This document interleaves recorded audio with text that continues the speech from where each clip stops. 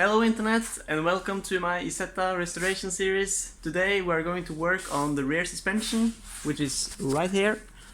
I've been looking forward to this for some time and it's going to be really interesting to take a further look into this little piece right here. So I think I'm just going to film the process of me dismantling it, and then I'm going to show you well, basically just stop a little bit if I encounter something difficult or something interesting, because at the moment it looks like it's quite straightforward. We already seen the front suspension and how we dismantle the brakes, which I am pretty sure it's the same on this, and removing these dampers here is straightforward. Removing some bolts here, and looks like the same goes for this one. And then we'll just have a lot of bolts going along here, joining these two alloy pieces here, aluminium pieces. So I think I will just get started to film, and we will take a look on how this works.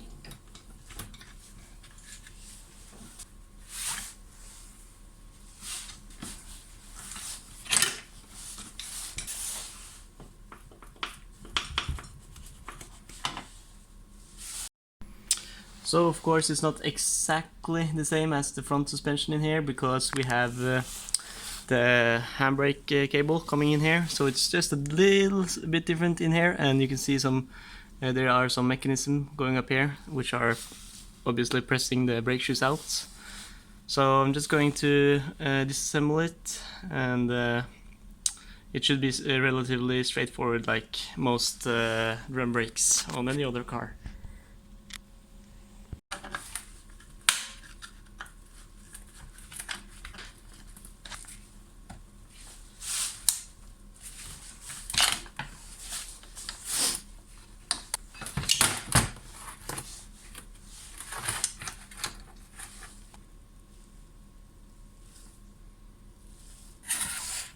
Okay, so these screws here are going to be a problem. They are seized pretty well, and they just go through and hold this brake shield in place, and they're just going to the aluminium housing here.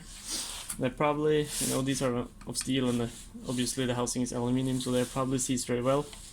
And they are not bolts, so they're just this flathead screw here, and also quite soft metal, so even with just a little force I'm almost ruining the head here. So I have to do something clever. I'm going to try and heat it, and I'm going to try and shock it with a hammer, and I'm going to look around for some better tools to maybe get this one out. So I think we found the solution to our problem. It's this tool right here. It works the way that you just put it on this screw right here, and then you actually hammer in on this side, and it will rotate just a tiny amount, and that will shock it, and it will also make sure that you have good grip and will knock it around. Now I already tried a few punches and it didn't budge, so I'm going to use these two cans here, and just with propane, and just heat them up as much as I can. But before I do that, I will remove this brake cylinder, because it might be full of brake fluid, and when that gets really hot, these pistons might pop out in my face, and you may get some fluid in your face, which is not nice. Ask me how I know.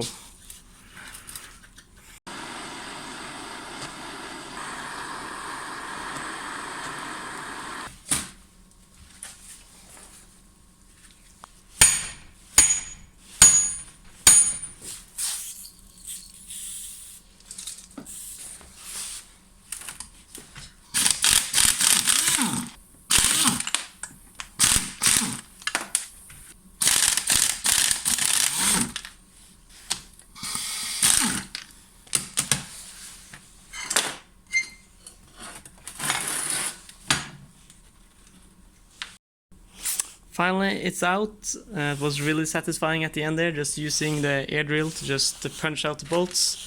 But definitely this tool right here, without this one, we would probably had to drill out those bolts and stuff like that. So I was really happy they actually came out. It took about an hour to get them loose, but that's okay. So I think we're just gonna crack on, continue dismantling, probably this other side now.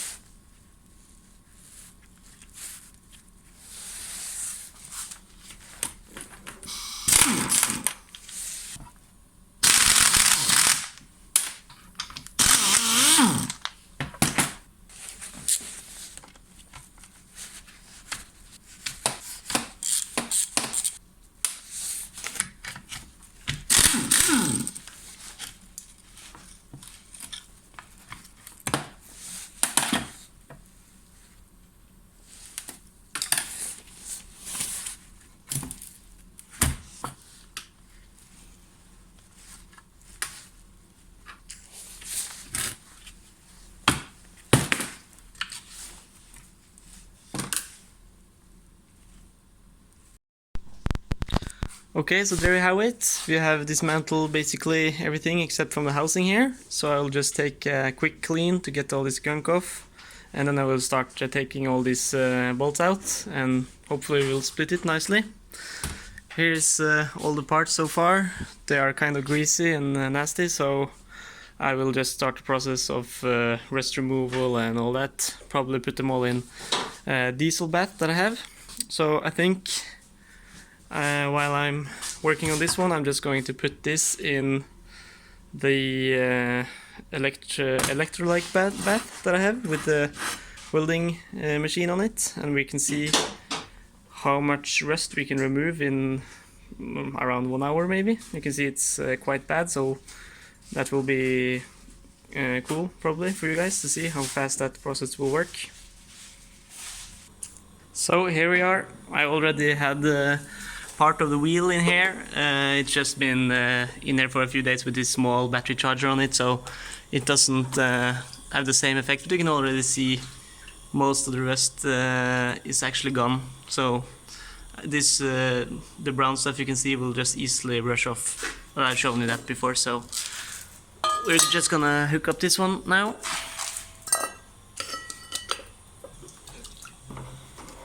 As close to the anode as possible, so it will get good connection, and then of course turn on the welding machine. I'm doing about 50 amps now, so that should be fine, not too much stress on the machine. Okay, then we will continue and go back and work on the rear suspension.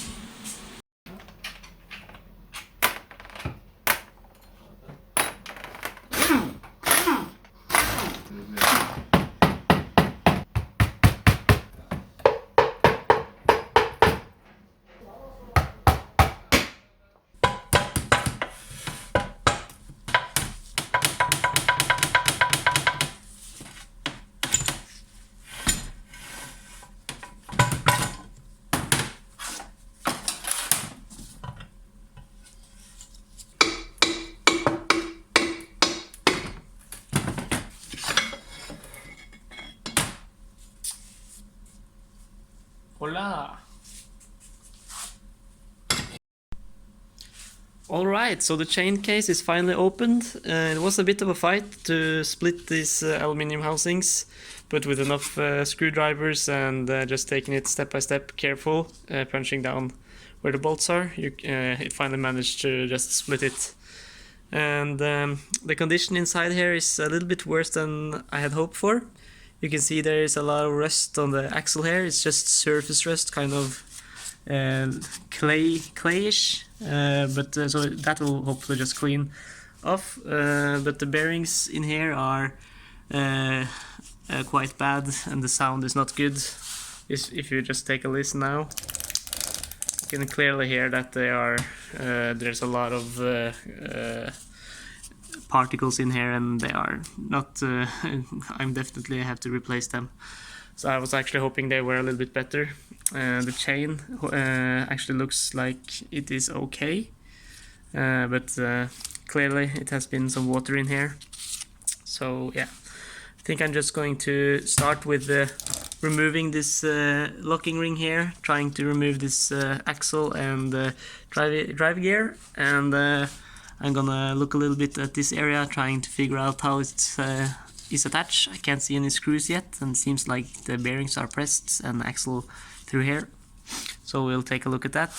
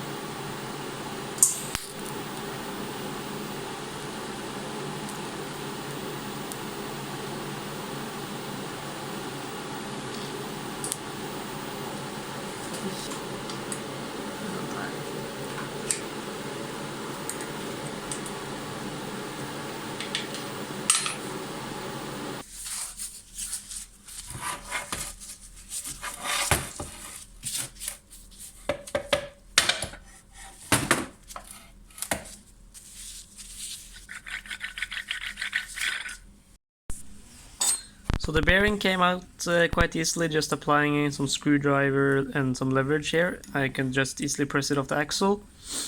And here you can see what I used to make the spacers to actually push it out. Because I took it in the vise here and I was pressing on this one, and I used this tube around the hole here to hold the aluminium housing so that this won't get pushed out. And I used this end right here to push out the bearing in the start to begin with, and after a little while the teeth start hitting the wall here, and then I had to make these spacers right here to put on the axle, basically just inside here, and the bearing was on here, and then I finally had enough room to just press this one enough out.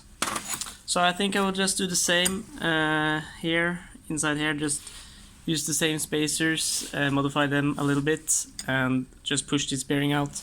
And I think I'm just gonna call it a day on this part. I don't really need to press this axle out of this sprocket, because all I really need is to just replace the bearings. And once I have both of those out, I can just clean this house real nice, and then it's a much easier task to just press these bearings correctly in.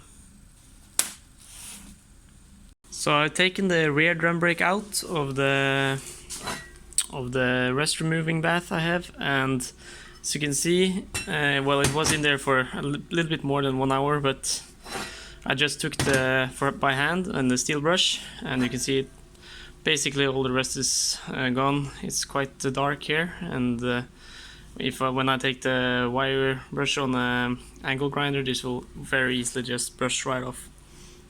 So it's a very fast and nice process if you have a lot of amps and a big sacrificing plate. Alright, so now we have all the housings cleaned up here, or at least stripped off. There's no bearings, no seals, no nothing. So I think I'm just going to start cleaning them, and then look for some ways to get a nice finish, maybe some water polish, or maybe just a wire brush or something like that. So I think that's it for this episode. As always, stay home, stay safe, Thank you for watching. See you next time.